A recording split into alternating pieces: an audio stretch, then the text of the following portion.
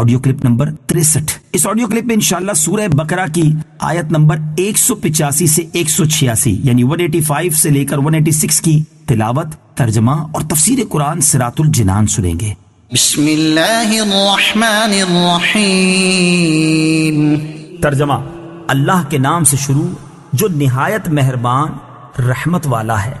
شہر رمضان الذي انزل فيه القرآن هدى للناس وبينات من الهدى والفرقان فمن شهد منكم الشهر فليصمه ومن كان مريضا أو على سفر فعدة من أيام أخر يريد الله بكم اليسر ولا يريد بكم العسر ولتكملوا العدة ولتكبروا الله على ما هداكم وَلِتُكَبِّرُوا اللَّهَ عَلَى مَا هَدَاكُمْ وَلَعَلَّكُمْ تَشْكُرُونَ۔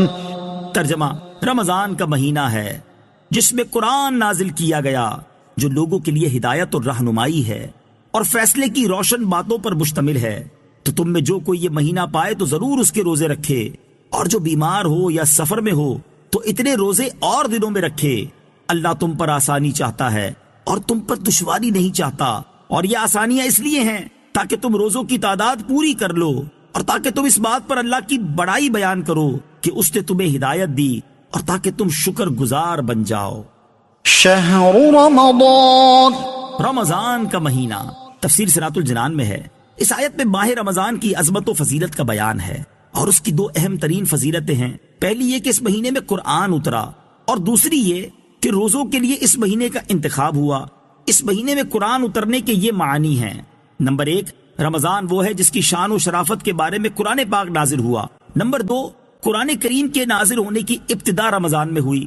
نمبر 3، مکمل قرآن کریم رمضان المبارک کی شب قدر میں لوح محفوظ سے آسمان دنیا کی طرف اتارا گیا اور بیت العزت میں رہا۔ یہ اسی آسمان پر ایک مقام ہے، یہاں سے وقتاً فوقتاً حکمت کے مطابق جتنا جتنا اللہ تعالیٰ کو منظور ہوا جبریل امین لاتے رہے، اور یہ نزول 23 سال کے عرصے میں پورا ہوا۔ عظمت والی چیز سے نسبت کی برکت۔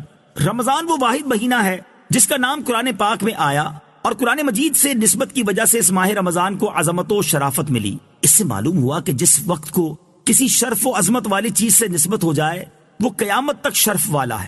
اس لیے جس دن اور گھڑی کو حضور پرنور صلی اللہ تعالی علیہ وسلم کی ولادت اور معراج سے نسبت ہے وہ عظمت و شرافت والے ہو گئے۔ جیسے حضرت آدم علیہ السلام کی روز جمعہ پیدائش پر جمعے کا دن عظمت والا ہو گیا۔ حضرت یحییٰ علیہ السلام کی پیدائش، وصال اور زندہ اٹھائے جانے کے دن پر قرآن میں سلام فرمایا گیا۔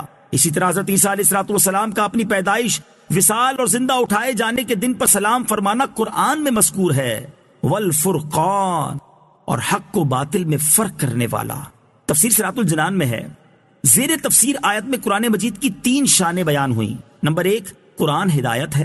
نمبر 2، روشن نشانیوں پر مشتمل ہے۔ اور نمبر 3، حق کو باطل میں فرق کرنے والا ہے۔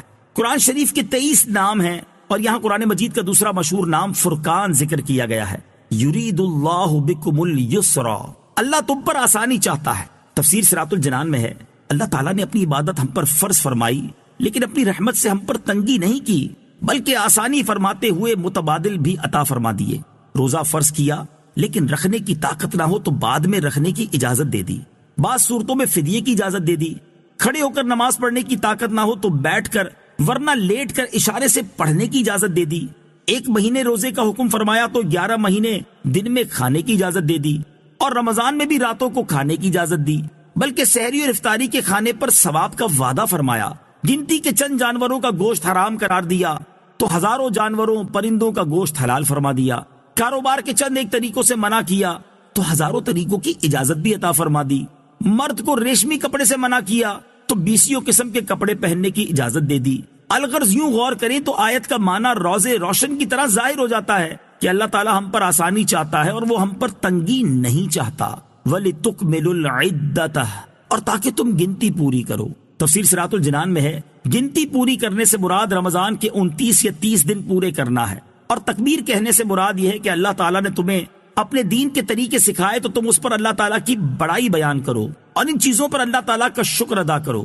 وَإِذَا سَأَلَكَ عِبَادِي عَنِّي فَإِنِّي قَرِيبٌ أُجِيبُ دَعْوَةَ الدَّاعِ إِذَا دَعَانِ فَلْيَسْتَجِيبُوا لِي وَلْيُؤْمِنُوا بِي لَعَلَّهُمْ يَرْشُدُونَ۔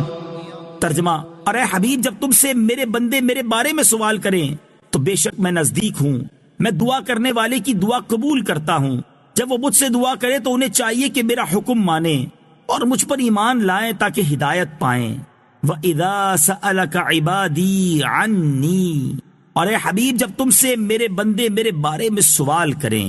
تفسیر صراط الجنان میں ہے اس آیت میں طالبان حق کی طلب مولا کا بیان ہے، جنہوں نے عشق الہی میں اپنی خواہشات کو قربان کر دیا، وہ اسی کے طلبگار ہیں۔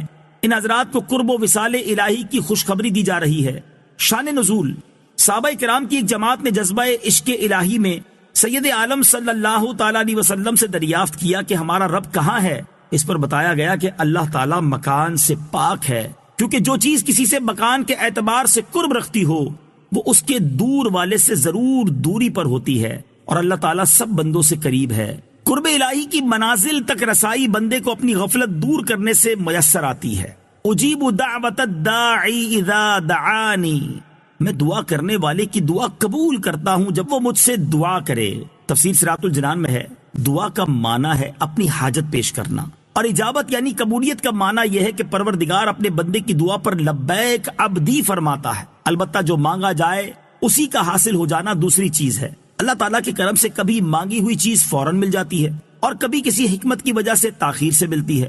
کبھی بندے کی حاجت دنیا میں پوری کر دی جاتی ہے اور کبھی آخرت میں ثواب ذخیرہ کر دیا جاتا ہے، اور کبھی بندے کا نفع کسی دوسری چیز میں ہوتا ہے تو مانگی ہوئی چیز کے بجائے دوسری عطا ہو جاتی ہے۔ کبھی بندہ محبوب ہوتا ہے، اس کی حاجت روائی میں اس لیے دیر کی جاتی ہے کہ وہ عرصے تک دعا میں مشغول رہے۔